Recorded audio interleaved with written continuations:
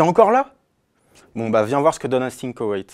Comme je te le disais, j'ai envie de te parler d'Async Await. Mais avant ça, on va parler de la gestion avec des promesses et la gestion avec des fonctions génératrices. Pour t'expliquer ces trois principes, on va utiliser l'exemple de la documentation.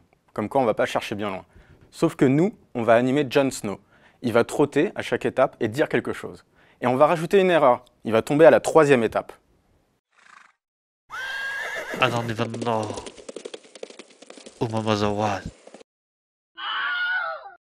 Avec les promesses ES 2015, le code peut s'écrire de cette façon.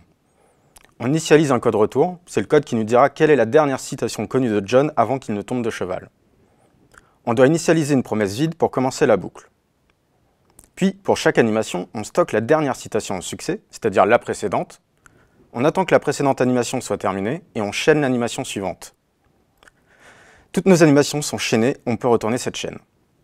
On ajoute quand même une gestion d'erreur, le catch, pour ne rien faire de spécial à part terminer la chaîne.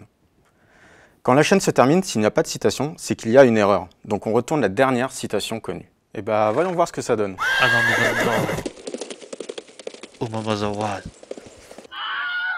Bon, la gestion avec les promesses, le code, il est vraiment pas maintenable. On va voir qu'avec les fonctions génératrices, c'est quand même beaucoup plus naturel.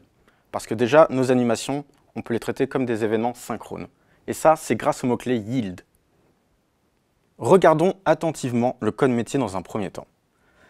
On initialise notre variable retour contenant la dernière citation de Jon Snow avant qu'il ne tombe de son cheval. Et pour chaque animation, on la joue. On attend, grâce au mot-clé yield, que l'animation soit terminée. Le résultat de cette animation est stocké dans la variable ret. Et on voit qu'avec le try-catch, c'est beaucoup plus simple de gérer nos erreurs. Et là, encore une fois, on l'ignore. Finalement, on retourne la dernière citation entendue de John. Ce que l'on doit remarquer, c'est qu'on utilise l'étoile pour signifier que notre fonction est une fonction génératrice. On enrobe cette fonction génératrice, c'est-à-dire notre code métier, dans une fonction qui va se charger de le dérouler étape par étape jusqu'à la dernière étape. Bon, le code est déjà beaucoup plus simple à comprendre. Mais moi, il y a un petit truc qui me chiffonne encore, c'est le détail technique. Rien que la fonction qui déroule les étapes, j'aimerais m'en passer. Eh bien, c'est possible avec Async Await, et on va voir ça tout de suite. Ça te rappelle rien? On retrouve tout ce code métier que l'on avait écrit avec des fonctions génératrices, mais nous n'avons plus les décorations techniques. Remarque tout de même que l'étoile s'est transformée en mot-clé async, et le mot-clé yield est remplacé par le mot-clé await. Sinon, c'est le même code, même principe. Allez, on le déroule pour le plaisir. I don't even know who my mother was.